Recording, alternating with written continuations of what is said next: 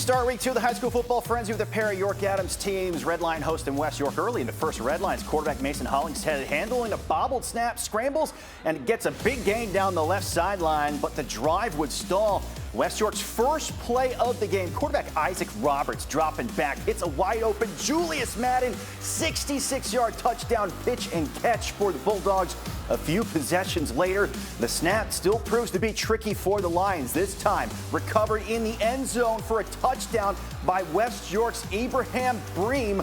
Bulldogs out in front, and West York adds on one more as the Red Lion leading Red Lion 21-6 heading into the half. That is how this one would end in favor of the Bulldogs.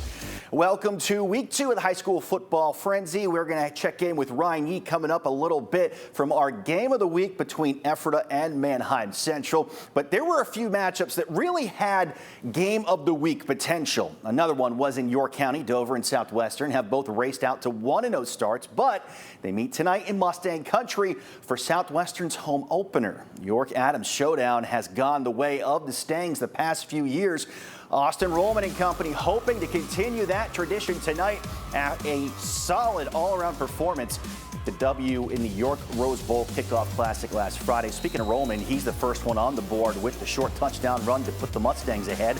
Scoring looked like so much fun. The defense wanted in on it. Dover look into the air. Antoine Jefferson going to jump right into the passing lane and take this one the other way for the pick six. Mustangs jump out to the 14-0 lead. Eagles take flight in the second quarter. Lincoln Decker puts this one on the money for Noah Wentz, who has a first down.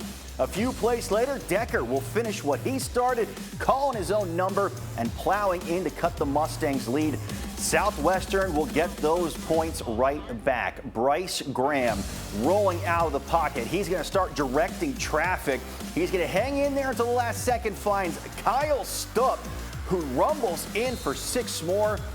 Southwestern improving to 2-0 on the season with the 42-13 win.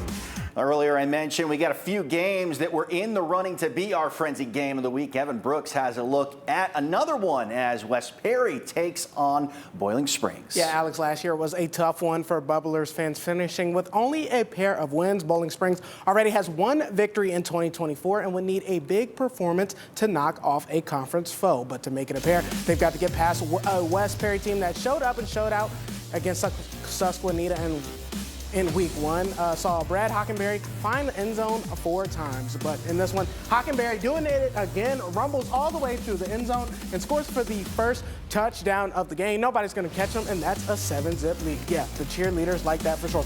And if it ain't broke, don't fix it. They go right back to Hockenberry, this time on the swing pass. Check out the contact balance. And he keeps those feet moving down the right sideline all the way to the end zone. Touchdown number 2 for Hockenberry, and it's a 14-0 lead for Cumberland Valley. Coach is all about that. And then one more time for good measure. How about that? Grady Riesinger, he springs up the middle and parts the Red Sea, turns on the Jets, and 55 yards later is in for the touchdown. The Mustangs take care of business. They take down Boiling Springs 42-21 is the final.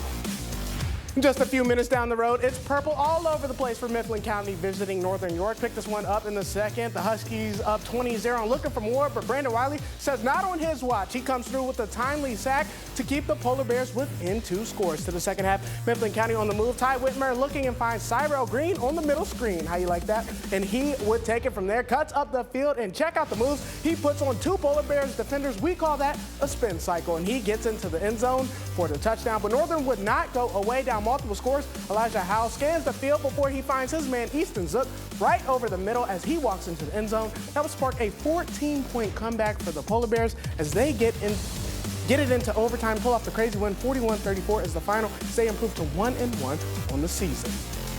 We check in on a pair of mid-pen rivals with Central Dauphin making the short trip to Cedar Cliff. The Colts start fast. Quarterback Bennett Seacrest rolls right, finds a familiar teammate, a 16-yard strike to his brother, Blake Seacrest. He ends up in the end zone to tie the game at 13. And yeah, as you can imagine, that one gets the crowd excited and they want more. The next play, Cedar Cliff fumbles the point after attempt, and that keeps the game tied at 13. This one would need extra time to finish. Cade Finkenbonker powers his way into pay dirt right here from 1 yard out to put the Colts ahead. And then after that, you know what time it is. It's the defense's turn to step up. Check out Julius Torado. He knocks down the potential game-winning pass from Gavin Kirkpatrick.